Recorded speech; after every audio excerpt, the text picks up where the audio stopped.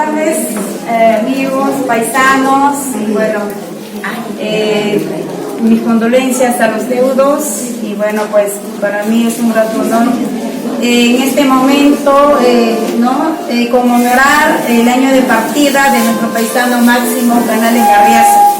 Yo creo que él como persona, como cualquiera de nosotros, ha dejado muchos recuerdos en la vida, y mientras nosotros los tengamos, esos recuerdos siempre va a vivir en nuestros corazones, siempre va a vivir con nosotros.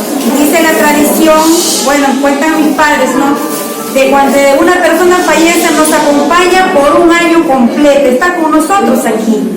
Cuando ya llega el año, se cambia de luto, entonces ahí parte hacia donde nuestro Señor, ¿no? Entonces ellos dicen que cuando nosotros lloramos, ellos sufren, pero no los dejamos descansar en paz. Entonces yo creo que en estos momentos Él ya está para despedirse, para ya subir al cielo y bueno, al lado del Señor, ¿no? Entonces invoco a la familia, mientras estemos en vida, amémonos, respetémonos, démonos un saludo, y bueno, pues de la misma manera también estaremos partiendo las condolencias a la familia y mucha fortaleza. Vamos a dedicar esta canción al destino de nuestra tierra. Pues,